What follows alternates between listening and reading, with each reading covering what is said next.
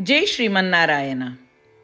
उत्तर अमेरिकायाम् अर्कन्सा नगरे बेण्टन्विल् क्षेत्रे स्थित श्रीरामानुजदास श्रीमन् वेणुगोपालमहोदयः भगवद्गीतायाः भाष्यं दत्तवान्। इदानीं तस्य भाष्यं संस्कृतभाषायां शृण्वन्तु।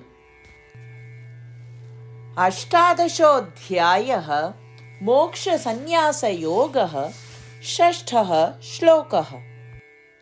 एतान्यपि तु कर्माणि सङ्गं त्यक्त्वा फलानि च कर्तव्यानि इति मे पार्थ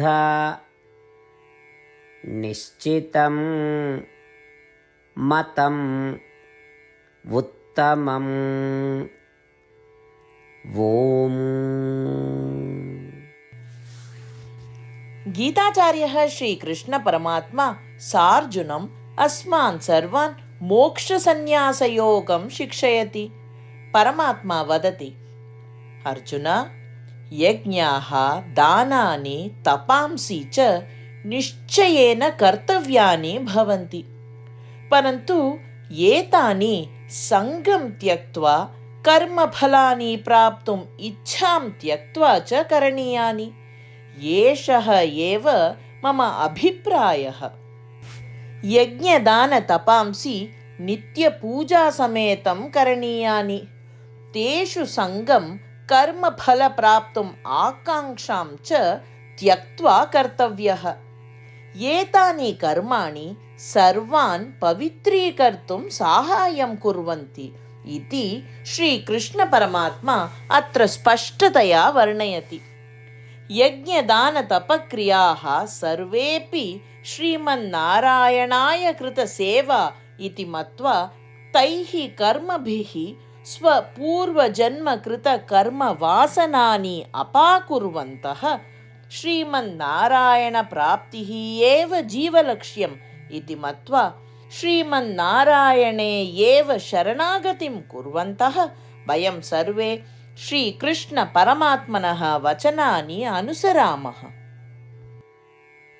एतान्यपि तु कर्माणि सङ्गं त्यक्त्वा फलानि च कर्तव्यानीति मे पार्थ निश्चितं मतमुत्तमम्।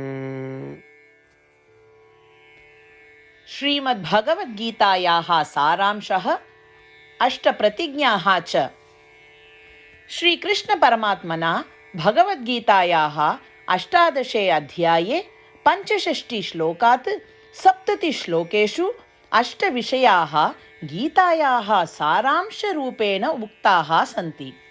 श्रीकृष्णः वदति, एतेषाम् 8 विषयाणाम् अनुसारिणः एव मम प्रियाः, अहं तान् सर्वथा रक्षिष्यामि इति।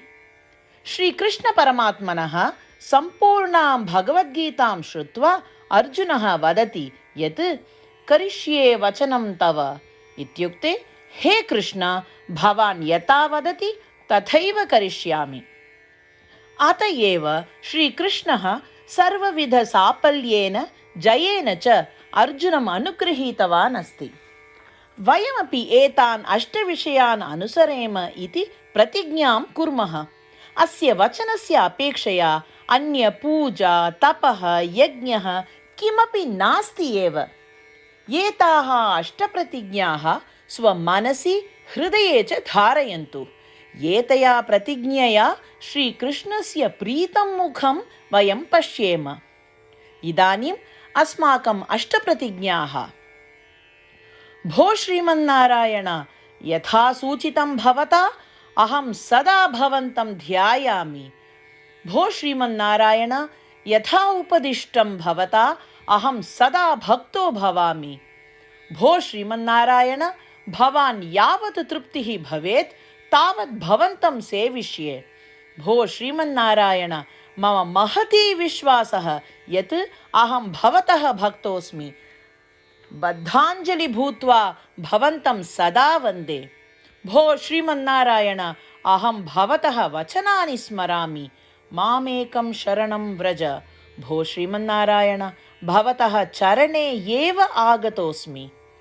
भो श्रीमन्नारायण, पुनः स्मरामि भवतः वचनं, मा शुच। अहं कदापि न दुःखो भवामि। भो श्रीमन्नारायण, श्रीमद्भगवद्गीताम् अस्मभ्यं दत्त्वा अस्मान् सर्वान् अनुगृहीतवान् अस्ति। प्रतिदिनं भगवद्गीतायाः एकं श्लोकं वा शृणोमि उत वदामि इति प्रतिज्ञां करिष्ये। भो श्रीमन्नारायण, सर्वेभ्यः मानवेभ्यः भगवद्गीता भवता अनुगृहीता अस्ति। अज्ञातेभ्यः जनेभ्यः अपि एतां भगवद्गीतां नेतुं यतिष्ये। भो श्रीमन्नारायण, यथा भवता उक्तं तथा करिष्ये। यथा भवतः इच्छा तथैव आचरणं करिष्ये। भवतः एव सेवां करिष्ये। यदि एवं श्रीमन्नारायणस्य वचनं पालयेम तर्हि तदेव प्रत्येकस्य पूजा भविष्यति। पूर्णविश्वासेन पुनः प्रतिज्ञां कुर्मः। भो श्रीमन्नारायण, करिष्ये वचनं तव।